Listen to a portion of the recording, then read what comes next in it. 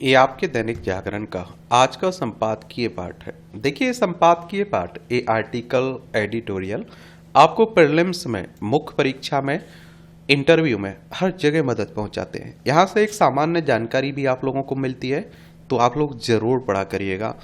आतंक पर निर्णायक प्रहार का अवसर। आप देख रहे हैं कि अभी हाल ही में तैयबुर राना, जो 26/11 का मास्टरमाइंड माना जाता है, इसे भारत लाया गया ना अमेरिका से, उसी के संदर्भ में बातें हो रही हैं।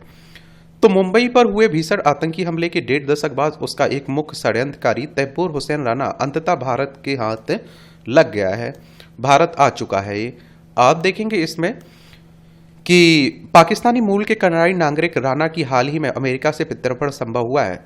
यह मोदी सरकार की बड़ी कूटनीतिक जीत मानी जा रही है। राणा की गिरफ्त में आने के बाद कई रहस्यों से पर्दा उठने की उम्मीद जगी है। राणा की गिरफ्तारी पर जारी विज्ञप्ति में राष्ट्रीय जांच एजेंसी यानी कि एनआईए ने लश्कर तोयबा के साथ साथ हरकत उल जिहाद इस्लामी को भी इन हमलों का साजिशकर्ता बताया है, और पहले इन मामलों को अकेले लश्कर काम समझा जाता रहा है। और राणा का भारत की गिरफ्त में आने का एक ऐतिहासिक पहलू और भी है। कनाडा की नागरिकता पाने से पहले वह पाकिस्तानी फौज की मेडिकल कोर में कैप्टन था। राणा का भाई भी पाकिस्तानी फौज में मनोविज्ञानी है, और इस दृष्टिकोण से देखें तो राणा संभवतः पाकिस्तानी फौज से जुड़ा पहला ऐसा व्यक्ति है जो जम्मू कश्मीर से बाहर हुए किसी आतंकी हमले के मामले में भारत के हत्थे चढ़ गया है। एक और आप लोगों को यहां बात बता दूं, नेशनल इन्वेस्टिगेशन एजेंसी की बात करें तो 31 अक्टूबर 2008 में इसकी स्थापना हुई थी। राणा और मुंबई हमले के मुख्य साजिशकर्ताओं में से एक पाकिस्तानी मूल का अमेरिकी नागरिक दाऊद गिलानी उर्फ, ये आप देखते हैं, डेविड कोलमैन हेडली लश्कर के साथ साथ अलकायदा के आतंकी इलियास कश्मीर के लिए भी काम कर रहा था, और इलियास भी राणा की तरह पाकिस्तानी फौज में रह चुका था। एक भारतीय सैनिक का सिर काटने पर जनरल परवेज मुशर्रफ ने उसे सम्मानित भी किया था। और आप देखते हैं कि पाकिस्तान में बैठकर मुंबई हमले का संचालन करने वाला मेजर इकबाल भी पाकिस्तानी फौज का ही अफसर है। यह दर्शाता है कि खुद पाकिस्तान फौज न केवल आतंकी पैदा करने की फैक्ट्री है, बल्कि उसमें और लश्कर एवं जैसे आतंकी संगठनों में कोई अंतर नहीं है। यह उस आख्यान को ध्वस्त करता है जो भारत में अमन की आशा वगैरह और बॉलीवुड फिल्मों द्वारा प्रस्तुत किया जाना ता रहा है। पाकिस्तान में आतंकी संगठन फौज की भी नहीं सुनते हैं। अब राणा के जरिए भारत को पाकिस्तान पर आयोजित आतंकवाद के खिलाफ निर्णायक कार्रवाई करनी चाहिए। और देखिए, पड़ोसी हमारा पाकिस्तान है। लद्दाख, जम्मू कश्मीर, पंजाब, राजस्थान, गुजरात, 5 राज्यों की सीमा लगती। 1947 तक हमारा हिस्सा हुआ करता था। पाकिस्तान का भारत के विरुद्ध जिहादी आतंकवाद का उपयोग अब फर्क युद्ध का मामला नहीं रह गया। 26/11 हमला पाकिस्तानी फौज द्वारा भारत पर सीधा हमला था, जिसमें पाकिस्तानी फौज के पूर्व और तत्कालीन सैन्य अधिकारियों की संलिप्तता थी। राणा और हेडली दोनों आप देखते हैं कि पाकिस्तानी फौज के हसन अब्दाल कैडेट कॉलेज में साथ पढ़े। उनका संबंध भी संबंध परिवारों से रहा है। हेडली के पिता राजनयिक रहे थे, और राणा अब्रजन एजेंसी संचालन के साथ अमेरिका में हलाल आप देखते हैं कि हलाल बूचड़ खाना भी चलाता था। यह हलाल आर्थिकी और जिहादी आतंकवाद के बीच के संबंध को भी रेखांकित करता है। और मुंबई हमले को लेकर भारत के भीतर से भी आतंकियों को सहायता मिलने का संदेह जताता रहा है, परंतु अभी तक इससे कोई साक्ष्य नहीं मिले, क्योंकि कोई मुख्य षड्यंत्रकारी पकड़ा नहीं गया है। अजमल कसाब तो एक प्यादा ही था, और यह जांच का विषय है कि पाकिस्तानी फौज में काम कर चुका राणा जैसा व्यक्ति मुंबई में आव्रजन एजेंसी चलाने जैसा संवेदनशील उपक्रम कैसे शुरू कर सका। यह सवाल इसलिए भी है और संदेह के पैदा करता है कि क्योंकि मुंबई में हमला करने वाले आतंकियों ने हाथ में कलाबा बांध रखा था, और हमलों की जांच पूरी होने से पहले ही भारत में कथित सेकुलर नेताओं ने इसके पीछे हिंदू संगठनों का हाथ बताना शुरू कर दिया था। क्या यह पहले से तैयार कथा के अनुसार हुआ था? अगर कसाब जिंदा न पकड़ा जाता तो मानकर चलिए कि इस पूरे आतंकी हमले का आप देखते हैं कि आरोप हिंदू संगठनों पर लगा दिया जाता। मुंबई हमले में अमेरिकी एजेंसियों की भूमिका भी कम संदिग्ध नहीं थी। राणा का साथ आप देखते हैं कि साथ हेडली अमेरिकी एंटी नारकोटिक्स एजेंसी DEA का मुखबिर रहा था। 9/11 हमले के बाद अमेरिकी खुफिया एजेंसी ने एक बार फिर हेडली की मदद पाकिस्तानी आतंकी संगठनों में खुफिया घुसपैठ के लिए चाहिए, परंतु वह उनके आतंकी संगठनों के लिए काम कर रहा था, और उसने पाकिस्तान में आतंकी कैंपों के दौरे किए और आप देखेंगे और आतंकी ट्रेनिंग भी ली। अब इसके पर्याप्त साक्ष्य सामने आ चुके हैं कि एक समय पर अमेरिकी खुफिया एजेंसियों को हेडली की इन आतंकी गतिविधियों की भनक लग चुकी थी। उसने फोन ईमेल को भी उन्होंने निगरानी पर रखा था। यह सब जानते हुए भी अमेरिका ने इसकी सूचना भारतीय सुरक्षा एजेंसियों को नहीं दी थी। हेडली भारत के दौरे करता रहा और 26/11 हमला होने पर भी अमेरिकी सरकार ने चुप्पी साधी रखी। हेडली को इस हद तक संरक्षण प्राप्त था कि उसकी पत्नी ने भी आतंकी गतिविधियों में उसकी संलिप्तता की सूचना अमेरिकी एजेंसियों को दी थी, फिर भी कोई कार्रवाई नहीं की गई थी। जब राणा, हेडली और लश्कर ने डेनमार्क में आतंकी हमलों की साजिश रची, तब उन्हें हमले से पहले ही अमेरिकी एजेंसियों ने धर दबोचा। ऐसा मुंबई हमले से पहले भी किया जा सकता था, परंतु संभवतः आश्रित भारतीयों की जिंदगियों की कीमत अमेरिकी सरकार की नज़र में उतनी नहीं थी जितनी डेनमार्क के नागरिकों की। अमेरिका द्वारा सब कुछ जानते हुए भी मुंबई के आरोपितों को लेकर उसकी हिला हवाली सालने वाली थी। और अब राष्ट्रपति ट्रंप ने पिछले सरकारों की नीति को पलटते हुए राणा को सौंपकर भारत की नाराजगी दूर करने की कोशिश की है। पर इस मामले में न्याय तब तक पूरा नहीं होगा जब तक कि हेडली को भी अमेरिका भारत के हवाले नहीं कर देता। चूंकि राणा पर यूरोप में भी आतंकी हमलों की साजिश रचने का आरोप था, इसलिए पूरे विश्व की निगाह इस मामले की कानूनी कार्रवाई पर होगी। यह भारतीय न्याय व्यवस्था की सक्षमता की भी परीक्षा होगी। सरकार को ध्यान देना होगा कि राणा भारत में दंड प्रक्रिया कानून में आए बदलाव से उपजी किसी पेचीदगी का लाभ न उठा सके।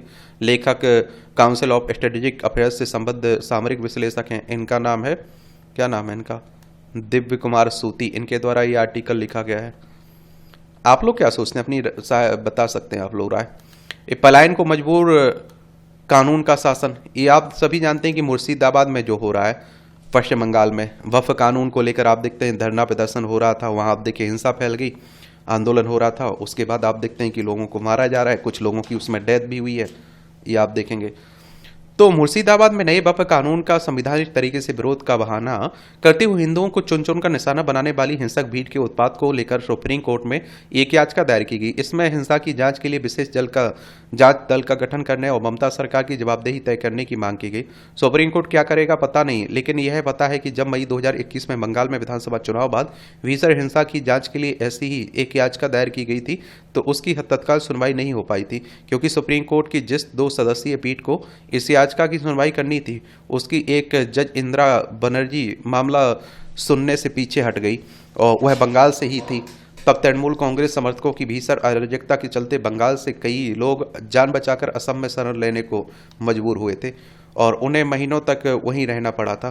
कहना कठिन है कि वे सब अपने घरों को लौट पाए थे या नहीं। यह कहना तो और भी कठिन है कि मुर्शिदाबाद हिंसा के जो पीड़ित जान बचाने के लिए मालदा और अन्यत्र शरण लेने को मजबूर हुए, वे अपने घरों को लौट सकेंगे या नहीं। यह कहना इसलिए अधिक कठिन है क्योंकि एक तो खुद पलायन करने वाले अपनी वापसी को लेकर सुनिश्चित नहीं और दूसरे तृणमूल कांग्रेस के नेता यह समझाने में लगे हुए हैं कि हिंसाग्रस्त इलाकों में सब ठीक है। कुछ तो मुर्शिदाबाद की अराजकता को सीमा सुरक्षा बल की साजिश बता रहे हैं। ये आप लोग देखिए, सुप्रीम कोर्ट की बात करें तो हमारी सर्वोच्च अदालत है। संविधान के अनुच्छेद 124 के तहत सुप्रीम कोर्ट की स्थापना की बात की गई। 28 जनवरी 1950 में स्थापना हुई थी। ये आप देखिए पश्चिम बंगाल है, कोलकाता इसकी राजधानी है। इसकी सीमा उड़ीसा, झारखंड, बिहार, सिक्किम, असम से लगती है। अंतर्राष्ट्रीय सीमा नेपाल, भूटान, बांग्लादेश 3 देशों से लगती है। ममता बनर्जी यहाँ की चीफ मिनिस्टर, सीवी आनंद बोस यहाँ की राज्यपाल हैं। विधानसभा में 294 सीट है, राज्यसभा में 16 सीट है, लोकसभा में 42 सीट है। 88,752 वर्ग किलोमीटर में फैला हुआ है आपका ये क्या वेस्ट बंगाल।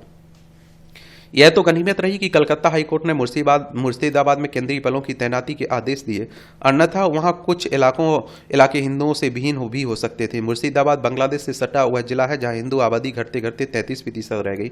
अगली जनगणना में वह और भी घट जाए तो हैरानी नहीं होगी, इसलिए और नहीं क्योंकि आबादी के असंतुलन के मामले में बंगाल के कुछ इलाके बांग्लादेश की राय पर हैं। स्थिति तब तक नहीं बदलेगी जब तक कि पीड़ित लोग आत्मरक्षा के लिए सक्रिय नहीं होते और अन्याय के प्रतिरोध के लिए खुद को सक्षम नहीं बनाते। अपना अस्तित्व बचाने के लिए उन्हें ऐसा करना ही होगा, क्योंकि मुर्शिदाबाद सरीकी आतंकी भरी अराजकता में सुरक्षा बल जब तक दखल देते तब तक नुकसान हो चुका होता है और अक्सर वह स्थायी होता है। लोग अपने ही देश में शरणार्थी बन जाते हैं। कश्मीर घाटी से भगाए गए कश्मीरी हिंदू आज तक अपने घरों को नहीं लौट सके। मुर्शिदाबाद की हिंसा के दौरान पुलिस जिस तरह मूक दर्शक बनी रही वह कोई नई बात नहीं है। वैसे तो हर राज्य की पुलिस वहां की सरकार के दबाव के प्रभाव में काम करती है, लेकिन बंगाल पुलिस ने खुद को एक तरह से तृणमूल की शाखा में तब्दील कर लिया है। वहां के डीजीपी वही राजीव कुमार हैं जिसने घर पर जब सीबीआई ने शारदा घोटाले की जांच में हेराफेरी करने का आरोप लगाया छापा डाला था, तो मामला तो ममता बनर्जी धरने पर बैठ गई थी। देखिए, सीबीआई की बात करें तो सेंट्रल ब्यूरो ऑफ इन्वेस्टिगेशन की बात हो रही है। 1 अप्रैल 1963 में स्थापना हुई थी। नई दिल्ली में हेडक्वार्टर देखने को मिलेगा। लोकसभा चुनाव के समय चुनाव आयोग ने उन्हें डीजीपी पद से हटा दिया था, पर चुनाव निपटते ही ममता ने उन्हें बहाल कर दिया और मुर्शिदाबाद में नए वक्फ कानून के विरोध कथित तौर पर वक्फ की जमीन बचाने के लिए किया गया, लेकिन वह दूसरों को उनकी जमीन से बेदखल करने में तब्दील हो गया। साफ है कि वक्फ कानून का विरोध अराजकता फैलाने का बहाना ही था। मुर्शिदाबाद इसका शर्मनाक उदाहरण है। भारत का शासन तंत्र किस तरह भारत भूमि में ही घुटने टेकने को मजबूर हो जाता है। आखिर ऐसा असहाय निरुपाय शासन तंत्र अपनी जान बचाकर भागे लोगों को फिर से अपने घरों को लौटने का साहस और संबल कैसे दे सकता है। बंगाल में कानून का शासन नहीं बल्कि वहां शासन करने वालों का कानून है। यह डिस्कस राष्ट्रीय मानवाधिकार आयोग का था, जिसने 2021 में विधानसभा चुनाव बाद हुई हिंसा की छानबीन की थी। मानवाधिकार आयोग के बारे में भी याद रखिए। मैं आप लोगों से कहता हूं, इस तरह के जितने भी आप देखते हैं कि जितने भी संगठन हैं उनके बारे में सामान्य जानकारी जरूर रखा करिएगा। National human right commission of India 12 अक्टूबर 1993 में इसकी स्थापना हुई थी। नई दिल्ली में हेडक्वार्टर देखने को मिल जाएगा। मुर्शिदाबाद की हिंसा इसकी पुष्टि करती है कि बंगाल में आज भी कानून का शासन नहीं है। वक्फ कानून विरोधियों का दुस्साहस किस तरह बड़ा है, इसे समझा जा सकता है और कि वे राज्य के अन्य हिस्सों में भी उपद्रव कर रहे हैं और इस दौरान पुलिस को भी निशाना बना रहे हैं। यदि सुप्रीम कोर्ट बंगाल में दखल नहीं देता नहीं तो वक्फ कानून विरोधियों ने जैसा उत्पाद मुर्शिदाबाद में मचाया वैसा ही देश के दूसरे हिस्सों में देखने को मिल सकता है। और इसकी अनदेखी ना की जाए कि नागरिकता संशोधन कानून के विरोध में आगजनी और तोड़फोड़ का सिलसिला सबसे पहले बंगाल से ही शुरू हुआ था और फिर ऐसा ही देश के दूसरे हिस्सों और आप में भी देखने को मिला था। पता नहीं केंद्र सरकार बंगाल में किस तरह हस्तक्षेप कर सकती है, लेकिन कम से कम इतना तो हो ही सकता है कि प्रधानमंत्री मुर्शिदाबाद से जान बचाकर मालदा में शरणार्थी बन गए लोगों से मिलने जाए। यदि गुजरात दंगों के पीड़ितों से मिलने अटल बिहारी वाजपेयी जा सकते हैं और मुजफ्फरनगर दंगों पीड़ितों से के आंसू पहुंचने मनमोहन सिंह जा सकते हैं, तो मुर्शिदाबाद की भयावह हिंसा के शिकार लोगों से मिलने प्रधानमंत्री मोदी क्यों नहीं जा सकते। यह ध्यान रहे कि मुर्शिदाबाद की हिंसा दंगा नहीं है, यह अगस्त 1946 की डायरेक्ट एक्शन डे की याद दिलाने वाली बर्बरता है। लेखक दैनिक जागरण में एसोसिएट एडिटर हैं, इनका नाम है राजीव सचान। इनके द्वारा ये आर्टिकल लिखा गया है। समय का मोल, ये भी बड़ा अच्छा आर्टिकल लिखा जाता है। समय सबसे मूल्यवान है। यह किसी के पास असीमित मात्रा में नहीं है। यह एक सतत बहने वाली नदी की तरह है जो कभी रुकती नहीं है और ना कभी पीछे मुड़ती है। इसलिए समय के प्रत्येक क्षण के सदुपयोग में ही जीवन की सार्थकता है और हमारे जीवन का हर पल एक नया अवसर लेकर आता है, चाहे वह सीखने का हो, काम करने का हो या फिर अपनों के साथ वक्त बिताने का हो। यदि हम इन पलों को गवा देते हैं तो वह अवसर भी हमारे हाथ से निकल जाता है। समय के दुरुपयोग से व्यक्ति का आत्मविश्वास कमजोर पड़ता है, वह अपराध बोध में रहने लगता है और उसने कुछ उपलब्धि अर्जित नहीं की है और इस फेर में वह और बहुत सारा समय व्यर्थ कर देता है। एक सुनियोजित दिनचर्या समय को व्यर्थ होने से बचाती है। आज के डिजिटल युग में ध्यान भटकाने के लिए माध्यम बढ़ गए हैं, तो दिनचर्या को व्यवस्थित बनाए रखने की चुनौती कहीं ज्यादा बढ़ गई है। वहीं यदि हम काम में ही डूबे रहेंगे और अपनों के लिए समय न निकालें तब भी जीवन अधूरा रह जाता है। जबकि अपने लक्ष्यों की पूर्ति के लिए समय नहीं निकाल पाते तो फिर अफसोस करने के अतिरिक्त कोई और विकल्प नहीं रह जाता। इसलिए हम समय को साध कर ऐसी दिनचर्या तय करें जहां पेशेवर, सामाजिक एवं व्यक्तिगत जीवन में संतुलन बना रहे। अक्सर हमें समय की कीमत तब समझ आती है जब वह हमारे हाथ में से निकल चुका होता है। एक मरीज को अस्पताल में हर सांस के लिए तरसते देखना या फिर छात्र को परीक्षा की आखिरी मिनट में पन्ने पलटते देखना यही दर्शाता है कि एक एक पल कितना अनमोल है। जो लोग इन पलों के मोल को पहले ही समझ लेते हैं उन्हें बाद में कोई दुख नहीं सताता। इसलिए आज ही समय के सदुपयोग का संकल्प लें। इंटरेस्टिंग कॉलम रहता है, देखा करिए, पढ़ा करिएगा। और मैं कहता हूं ना कि आपके पास जो समय चल रहा है उसमें आप बेहतर क्या कर सकते हैं उस पर फोकस करिए और टाइम पास मत करिए टाइम के साथ, क्योंकि वो जब टाइम पास करेगा तो आप कहीं के नहीं रहेंगे। बहुत सारे लोगों को मैं सुनता हूं, कहते हैं भैया टाइम पास नहीं हो रहा है, दिन नहीं निकल रहा है। अरे भैया इतना टाइम है तुम्हारे पास कि टाइम पास की जरूरत पड़ रही है। यहां मालूम नहीं चलता है कि दिन कब हुआ और दिन कब खत्म हो जाता है। तो थोड़ा ध्यान रखिए अपना, समझ रहे हैं आप लोग। जो सक्सेस हो रहा है उनके पास भी 24 घंटे हैं, समझ रहे हैं, आपके पास भी 24 घंटे हैं। ईडी की कार्रवाई, ईडी यानी कि इन्फोर्समेंट डायरेक्टरेट की बात हो रही, प्रवर्तन निदेशालय 1 मई 1956 में स्थापना हुई थी इसकी। तो प्रवर्तन निदेशालय यानी ईडी की ओर से पहले गुरुग्राम जमीन घोटाले में रॉबर्ट वाड्रा से पूछताछ, फिर नेशनल हेराल्ड प्रकरण में सोनिया गांधी, राहुल गांधी समेत कुछ अन्य नेताओं के खिलाफ मनी लॉन्ड्रिंग के आरोप में चार्जशीट दायर की जाने से कांग्रेस का भड़कना स्वाभाविक है, लेकिन इससे बात बनने वाली नहीं है क्योंकि दोनों ही मामले गंभीर हैं। जहां प्रियंका गांधी के पति रॉबर्ट वाड्रा इस आरोप से दो चार हैं, उन्होंने छल छदम से जमीन खरीद और बेचकर करोड़ों कमाए। वहीं सोनिया और राहुल गांधी पर आरोप है इस घेरे से है कि उन्होंने 50 लाख रुपए देकर नेशनल हेराल्ड, नवजीवन, कौमी आवाज जैसी समाचार पत्रों प्रकाशन करने और हजारों करोड़ रुपए की संपत्ति की स्वामित्व वाली एसोसिएट जर्नल्स कंपनी को अपने मालिकाना हक वाली कंपनी यंग इंडिया के नाम कर लिया। यह प्रकरण आज का नहीं 2012 का है और इस मामले में सोनिया गांधी, राहुल गांधी की ईडी के समक्ष पेशी भी हो चुकी है। चूंकि यह पेशी अदालत के आदेश पर हुई थी, इसलिए यह कहना कठिन है कि उनके खिलाफ जो मामला चल रहा है वह मनगढ़ंत है। तथ्य यह भी कि इसी मामले में ये दोनों नेता जमानत पर चल रहे हैं। अभी चंद दिनों पहले ईडी ने दिल्ली, मुंबई, लखनऊ में एसोसिएट जर्नल्स की संपत्तियों को जब्त करने की प्रक्रिया शुरू की थी। स्पष्ट है कि कांग्रेस नेताओं के यह कहने से काम चलने वाला नहीं है कि ईडी की ताजा कार्रवाई राजनीतिक बदले की भावना के तहत की गई है। और फिलहाल यह कहना कठिन है कि रॉबर्ट वाड्रा, साथ ही सोनिया गांधी, राहुल गांधी के मामले का सच क्या है, अदालत किस नतीजे पर पहुंचेगी। लेकिन ईडी की कार्रवाई रोक रोक कर होने पर अवश्य सवाल उठते हैं। ईडी नेशनल हेराल्ड मामले की जांच 2015 से कर रही है। इसके बाद से ईडी ने सोनिया और राहुल गांधी से पूछताछ करने से लेकर कई चरणों में एसोसिएट जर्नल्स की संपत्तियों को जब्त करने का काम किया है। पिछले कुछ वर्षों से इस मामले में ईडी शांत सी है। अब उसने वाड्रा के साथ सोनिया और राहुल गांधी के मामले में एक ही दिन सक्रियता दिखाई। यह ठीक नहीं है। नेता अथवा उनके संबंधियों से जुड़ी मामलों में इस तरह रोक रोक कर कार्रवाई हो। नेताओं से जुड़े मामलों का निस्तारण तो प्राथमिकता के आधार पर तय किया जाना चाहिए। दुर्भाग्य से ऐसा होता है, नेताओं के मामले वर्षों तक खिंचते रहते हैं। इसके चलते न केवल ईडी और सरकार के इरादों पर सवाल उठते हैं, बल्कि आर्थिक अपराध के आरोपों से घिरे नेताओं का यह कहने का अवसर मिलता है कि राजनीतिक कारणों से उन्हें परेशान किया जा रहा है। कुछ तो ऐसे आरोपों लगा कर चुनावी लाभ भी उठा लेते हैं। एक और बात आपको बता दूं कि आप देखेंगे कि ईडी, सीबीआई इन पर खूब सवाल भी खड़े होते रहते हैं। अब आप देखिए, यही कहेंगे कि 2015 से जांच हो रही है तो अभी तक क्यों नहीं हमें सजा हुई, अगर हम गलत थे तो। समझ रहे, अभी तक फैसला क्यों नहीं आया। चिंतन की जरूरत। उत्तराखंड में पर्यटन स्थलों पर बुनियादी सुविधाओं को लेकर तंत्र की सुस्ती चिंता में डाल रही है। स्वाभाविक भी है। इन स्थलों पर विशेषकर सप्ताहांत में जिस तरह के हालात पैदा हो रहे हैं वह किसी चुनौती से कम नहीं है। इसका असर आसपास के शहरों तक दिखने लगा है। वह दौर अलग था जब केवल ग्रीष्मकाल में ही सैलानी उत्तराखंड का रुख करते थे और समय गुजरने के साथ स्थितियां बदल गईं और अब पूरे वर्ष सैलानियों का यहां आना जाना रहता है। मसूरी और नैनीताल के साथ ही कुछ अन्य स्थलों पर बड़ी संख्या में पर्यटकों की आए दिन आवाजाही रहती है। सप्ताहांत और 2-3 दिनों के अवकाश की स्थिति में यहां क्षमता से अधिक सैलानी पहुंचने लगे हैं और इससे आवास, पार्किंग और यातायात प्रबंधन जैसी दिक्कतें खड़ी हो रही हैं और इनके आसपास के शहरों में भी इससे प्रभावित हो रहे हैं। दरअसल आप देखिए, नए पर्यटक स्थलों को लेकर बात तो खूब हुई है। कमराबंद बैठकों में आधा दर्जन से अधिक टूरिस्ट सर्किट बने, नए डेस्टिनेशन के नक्शे तैयार हुए, पर इन्हें विकसित करने के प्रति संजीदगी नहीं देखी और जिन्हें चुनिंदा नए स्थलों को प्रचारित किया गया उनमें बुनियादी सुविधाओं की चिंता नहीं देखी। यही वजह है कि पर्यटक इनकी तरफ रुख नहीं कर रहे हैं और यह नहीं भूलना चाहिए कि पुराने पर्यटन स्थल अब और अधिक भार सहने की स्थिति में नहीं। इसलिए नए स्थलों को विकसित करने के प्रति गंभीरता दिखानी होगी, अन्यथा चुनौतियां बढ़ेंगी और सैलानी कड़वे अनुभव लेकर लौटेंगे। इनका अच्छा संतोष नहीं जाएगा। ये उत्तराखंड है, देहरादून इसकी राजधानी है। अंतर्राष्ट्रीय सीमा नेपाल और चाइना से लगती है। राज्यों में हिमाचल प्रदेश, उत्तराखंड की सीमा उत्तर प्रदेश से भी लगती है।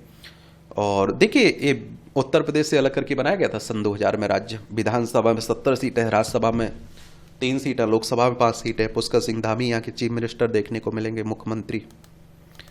ये जल जीवन मिशन में राज्यों की सुस्ती। केंद्र सरकार की महत्वाकांक्षी परियोजना जल जीवन मिशन कुछ राज्यों की शिथिलता की वजह से निर्धारित समय पर अपना लक्ष्य हासिल करने से वंचित रह गई है। वर्ष 2019 में शुरू की गई इस योजना के तहत केंद्र सरकार 2024 तक के अंत तक देश के प्रत्येक ग्रामीण घरों तक नल से जल पहुंचाने का लक्ष्य निर्धारित किया था, लेकिन उपयुक्त समय सीमा समाप्त होने की 3 महीने बाद भी यह लक्ष्य अपने पूरा हासिल नहीं कर सका और देश में अब तक आप देखिए कुल 15 करोड़ 57 लाख घरों में नल कनेक्शन पहुंचाया जा चुका है, जो कुल लक्षित घरों का लगभग 80.45% है। अभी भी लगभग 4 करोड़ ग्रामीण घरों पर इस बुनियादी सुविधा से वंचित हैं। इसी को देखते हुए केंद्र सरकार ने अब जल जीवन मिशन की समय सीमा वर्ष 2028 तक बढ़ा दी है। योजना की मूल भावना सुरक्षित, पर्याप्त और नियमित जलापूर्ति को हर ग्रामीण परिवार तक पहुंचाना की रही है, जो सतत विकास लक्ष्य SDG 6 के मानदंडों से पूरी तरह मेल खाती है।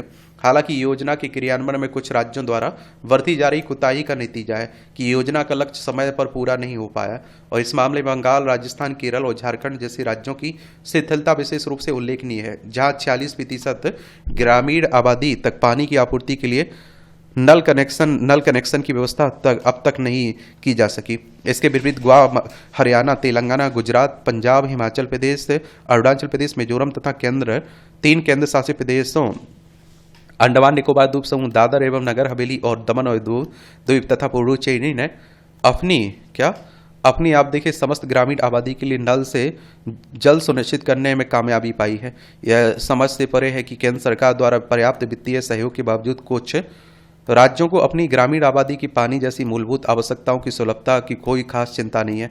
केंद्र सरकार द्वारा वित्त वर्ष 2023-24 में ही 69,886 करोड़ रुपए जारी किए गए, जो अब तक की आप देखिए सबसे अधिक वार्षिक आवंटन है। इसके बावजूद योजना की गति में ठहराव चिंताजनक है और यह योजना इसलिए भी विशिष्ट है कि इसके माध्यम से ग्रामीण आबादी के हर एक घर में नल के माध्यम से जल की आपूर्ति की जानी है। यह स्वास्थ्य, स्वच्छता, महिला सशक्तिकरण, सामाजिक न्याय जैसे व्यापक मुद्दों से संबंध रखती है। देश को जल संकट से उबारने के इस संकल्प में अब और देरी की कोई गुंजाइश नहीं है। अतः राज्यों को अपनी जिम्मेदारी का निर्वहन ईमानदारी से करना होगा, जिससे लोगों को उसका हक प्राप्त हो सके। ये आप देख लीजिए, यहाँ टिप्पणियाँ रहती है, देखना हुआ कर तो देख सकते हैं। इसकी पीडीएफ में जो जो एजुकेशन सर्कल प्लेटफॉर्म है ना टेलीग्राम पर, वहाँ डाल दी जाती है, तो वहाँ से जाकर आप लोग डाउनलोड कर सकते हैं। टैरिफ वार की चपेट में सेमीकंडक्टर चिप। ये आप देखिए, अमेरिकी राष्ट्रपति डोनाल्ड ट्रंप ने हाल ही में जब 180 देशों पर रेसिप्रोकल टैरिफ की घोषणा यानी जवाबी आयात शुल्क की घोषणा की तो तमाम चीजों का उत्पादन कर उन्हें दुनिया भर में बेचने वाले देशों की सांसें अटक गईं। रेसिप्रोकल टैरिफ की सूची में अमेरिका हर दूसरे दिन नए सामानों को जोड़ता जा रहा है। इसमें सबसे नया सेमीकंडक्टर चिप है। हालांकि ट्रंप प्रशासन ने स्मार्टफोन और कंप्यूटर समेत अन्य इलेक्ट्रॉनिक वस्तुओं की अस्थायी तौर पर रेसिप्रोकल टैरिफ से बाहर रखा, लेकिन चीन से जारी व्यापार युद्ध के तहत उसने स्पष्ट कर दिया कि सेमीकंडक्टर इस मामले में आबाद नहीं रहेगा, यानी इस पर भी बराबरी के हिसाब से आयात शुल्क लगाया जाएगा। ट्रंप का कहना है कि उनका देश राष्ट्रीय सुरक्षा, टैरिफ जांच में सेमीकंडक्टर और संपूर्ण इलेक्ट्रॉनिक्स आपूर्ति श्रृंखला पर एक नजर डाल रहा है। इस संबंध में जो तथ्य उजागर हुए हैं उनमें से एक यह है कि हमें अमेरिका में यह उत्पाद सेमीकंडक्टर चिप बनाने की जरूरत है। चलते पुर्जे जैसी अहमियत। याद देखिए, आखिरकार सेमीकंडक्टर क्या है, जिसके निर्माण की होड़ अब चीन, ताइवान से बाहर अन्य देश में मचने लगी है। सेमीकंडक्टर चिप एक इलेक्ट्रॉनिक सर्किट है जो सिलिकॉन या जर्मेनियम जैसे सेमीकंडक्टर मटेरियल से बना होता है। इसे इंटीग्रेटेड सर्किट, आईटी, माइक्रोचिप या फिर सिलिकॉन चिप के नाम से भी जाना जाता है। वैसे तो इंसानी संदर्भों में चतुर, चालाक और चौकस लोगों को अक्सर चलते पुर्जे की संज्ञा दी जाती है। चलते पुर्जों की खासियत यह होती है कि इन्हें किसी भी मोर्चे पर लगा दो, अपना चतुराई से वहां से अपना काम निकाल ही लेते हैं। लेकिन पुर्जा मुख्यतः एक मशीनी शब्द है और इस संदर्भ में देखें तो जिस खास मशीनी कल पुर्जों को चलते पुर्जे जैसी अहमियत मिलती है वह अर्धचालक यानी सेमीकंडक्टर कहलाने वाला कंप्यूटरीकृत इलेक्ट्रॉनिक्स चिप है। आज के ज़माने में यह चिप इतनी ज़रूरी हो गई कि इसके बिना ना तो घर और ना ही देश के चलने की उम्मीद की जा रही है। सेमीकंडक्टर चिप का नाम लेने से ही यह अंदाजा हो जाता है कि इलेक्ट्रॉनिक उपकरणों जैसे कि कंप्यूटर आदि में इस्तेमाल होने वाली कोई डिवाइस होगी। आज इसका इस्तेमाल हर किस्म के इलेक्ट्रॉनिक्स उपकरणों में आप देखते हैं कि किया जा रहा है। हालांकि एक दौर ऐसा भी था जब इलेक्ट्रॉनिक्स उपकरणों में सेमीकंडक्टर चिप नहीं होती थी। इस वजह से ऐसे तकरीबन सभी उपकरण आकार में काफ़ी बड़े होते थे, वजनी होते थे और काफ़ी ज़्यादा जगह घेरते थे, ज़्यादा बिजली की खपत भी करते थे। लेकिन जब से इलेक्ट्रॉनिक उपकरणों का आकार घटाने और उन्हें संचालन और बिजली की खपत के मामले में दक्ष बनाने के प्रयास विज्ञान जगत ने शुरू किए तो सेमीकंडक्टर चिप का उपयोग समझ में आया। सेमीकंडक्टर चिप को इसका श्रेय दिया जा सकता है। इसकी वजह से इलेक्ट्रॉनिक डिवाइस को स्लिम टिम करने आदि मामले में एक किस्म की क्रांति की ही आ गई है। सेमीकंडक्टर चिप को आधुनिक कंप्यूटरीकरण के मामले में बिल्डिंग से ब्लॉक्स के रूप में भी जाना जाता है। मोबाइल, लैपटॉप, कंप्यूटर, टीवी और यहाँ तक कि वे कारें भी सेमीकंडक्टरों पर निर्भर हो गई, जिनमें तमाम कार्यों का संचालन वन टच यानी किसी बटन को छूने भर से होता है। हालांकि यह सही है कि दुनिया में पहले से ही इलेक्ट्रॉनिक उपकरण बनते रहे, लेकिन उनमें चिप का इस्तेमाल नहीं होता है। पर अब यह दृश्य बदल गया है। आधुनिक किस्म की इलेक्ट्रॉनिक सहूलियत देने वाले वाहन यानी फीचर्स वाली कारों में अब सेमीकंडक्टर चिप होना जरूरी है। कोविड-19 के दौर में हुई चर्चा। सेमीकंडक्टर चिप की अहमियत का असली पता वर्ष 2020 में कोरोना वायरस के प्रकोप की अवधि में चला। ध्यान रहे कि ये चिप artificial intelligence, quantum computing, advance wireless network, blockchain application, 5G या आप देखिए 5G, internet of things, drone robotics, gaming और वेरेबल गैजेट, फिट वेट या फिर स्मार्ट वॉच आदि जैसी तमाम तकनीकों उपकरणों का महत्वपूर्ण हिस्सा है। यही नहीं, बीते कुछ वर्षों में पूरी दुनिया में इलेक्ट्रॉनिक उपकरणों की मांग में कई गुना बढ़ोतरी हुई। कोरोना काल, उसके बाद हर तरह के कामकाज के ऑनलाइन हो जाने से स्मार्टफोन, लैपटॉप, टेलीविजन की मांग में भारी इजाफा हुआ और कोरोना काल में लगी पाबंदियों का असर सेमीकंडक्टर के निर्माण और सप्लाई चेन पर पड़ा था, और जिससे चंद डॉलर की कीमत वाले सेमीकंडक्टर चिप नहीं मिलने से दुनिया की कई कंपनियों को अरबों डॉलर का नुकसान हुआ था, क्योंकि वे अपने उत्पादों का निर्माण नहीं कर पा रही थी। एक तरफ इलेक्ट्रॉनिक उपकरणों की मांग बढ़ना और दूसरी तरफ सेमीकंडक्टर चिप के उत्पादन में कमी आना, इन दोनों वजहों ने इन मामूली सी दिखने वाली चिप के मामले में अकाल जैसी हालत पैदा कर दी थी। आकलन है कि इलेक्ट्रॉनिक्स वस्तुओं के निर्माण में लगे कम से कम 150-70 प्रकार के उद्योगों को सेमीकंडक्टर चिप की सप्लाई में कमी ने काफ़ी ज़्यादा प्रभावित किया था। चूंकि अभी तक इसके निर्माण में चीन और ताइवान की मुख्य रूप से ताइवान सेमीकंडक्टर मैन्युफैक्चरिंग कंपनी का दबदबा रहा, इसलिए अमेरिकी जैसे देश की भी उस पर काफ़ी ज़्यादा निर्भरता है। लेकिन अब अमेरिका को एक बार फिर महान बनने, मेक अमेरिका ग्रेट अगेन की ट्रंप प्रशासन की कोशिशों के तहत इस चिप के आयात को कम करने और अमेरिका में ही इसके निर्माण को प्राथमिकता देने की कोशिश हो रही है। और सवाल यह है कि क्या अमेरिका अपने बल पर सस्ती दरों पर सेमीकंडक्टर का निर्माण कर पाएगा। जहां तक अमेरिका में ही सेमीकंडक्टर चिप के निर्माण की बात हो तो इंटेल और एनवीडिया जैसी कुछ कंपनियां ऐसा कर रही हैं, लेकिन अमेरिका में कच्चे माल की ऊंची कीमतें और सस्ते श्रम की कमी इस राह में मुख्य अड़चन है कि इन्हीं वजहों से आईफोन जैसे महंगे स्मार्टफोन का निर्माण चीन और अब भारत में खास तौर से हो रहा है। इसे इस रूप में भी देख सकते हैं कि चीन से व्यापारिक तनातनी के दौर में बड़ा फायदा भारत को हो सकता है। वैसे तो यहाँ अभी वैश्विक जरूरतों की तुलना में महज 5% चिप ही बनाए जा रहे हैं। इससे भारत की अपनी आवश्यकताएं भी पूरी नहीं पड़ रही हैं। भारत अपनी जरूरतों के लिए सालाना करीब 1.90 लाख करोड़ रुपए की सेमीकंडक्टर चिप दूसरे देशों, खासकर चीन, ताइवान से मंगाता रहा। हालांकि इसके लिए कई कोशिशें वर्ष 2022 में शुरू हो चुकी थी, और जिससे आप देखिए इस देश के मामले में आत्मनिर्भर हो सके। जैसे कि 2 साल पहले गुजरात में आयोजित सम्मेलन सेमीकॉन इंडिया 2023 में प्रधानमंत्री नरेंद्र मोदी ने कहा था कि देश में सेमीकंडक्टर उद्योग की वृद्धि के लिए एक पूरा परिस्थितिकी तंत्र तैयार किया जा रहा है। इसके लिए यानी सेमीकंडक्टर चिप बनाने की फैक्ट्री लगाने के लिए प्रौद्योगिकी कंपनियों को 50% वित्तीय सहायता देने का ऐलान भी किया गया था। चिप सप्लाई की एक श्रृंखला विकसित करने के इरादे से देश में सेमीकंडक्टर डिजाइन पर पाठ्यक्रम शुरू करने के लिए 300 विद्यालयों की पहचान भी की गई थी, जहां इससे संबंधित पढ़ाई कराई जा रही है। सेमीकंडक्टर चिप को दुनिया की एक नई औद्योगिक क्रांति के रूप में देखा जा रहा है, और जो देश सेमीकंडक्टर चिप निर्माण और उसकी तकनीक में दूसरों से आगे नहीं है, माना जा रहा है कि आने वाले वक्त में ना तो उनकी इलेक्ट्रॉनिक जरूरतें पूरी होंगी और ना ही वहां रोजगार पैदा करने वाले विकास हो पाएगा।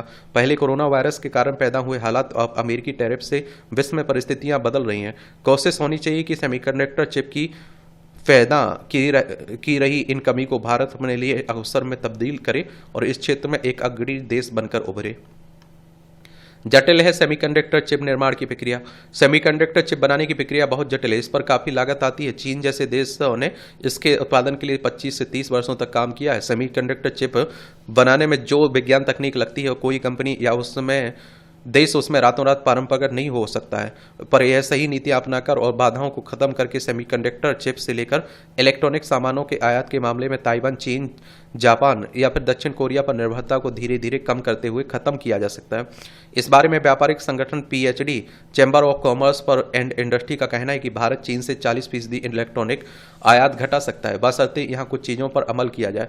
जैसे केंद्र सरकार सबसे पहले तो PM गति शक्ति स्कीम के तहत मिलने वाली रियायतों को ईमानदारी से लागू करें। सरकार भारतीय उत्पादकों की मदद करे और ताकि वे प्रतिस्पर्धी कीमतों पर अपनी उत्पादन तैयार कर सकें।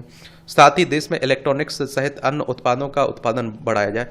यह सही है कि लो कॉस्ट लो वैल्यू के फार्मूले पर बनी सस्ती चीनी वस्तुओं के मुकाबले भारत की छोटी कंपनियां के उत्पाद ठहर नहीं पाते हैं, लेकिन इसका उपाय यह है कि सरकार ऐसी कंपनियों को प्रतिस्पर्धा में टिकाए रखने के लिए प्रोत्साहन पैकेज दे। इतना तय है कि सेमीकंडक्टर चिप या कहें कि माइक्रो चिप का उत्पादन भारत में ही होने से न केवल भारत का आयात बिल कम होगा, बल्कि नौकरियों के सृजन के साथ मैन्युफैक्चरिंग के क्षेत्र में भी भारत की धाक जम सकेगी। सरकार के प्रयास देख माना जा रहा है कि अगले 10 वर्षों में भारत सेमीकंडक्टर सेक्टर में बड़ा नाम कमा सकता है।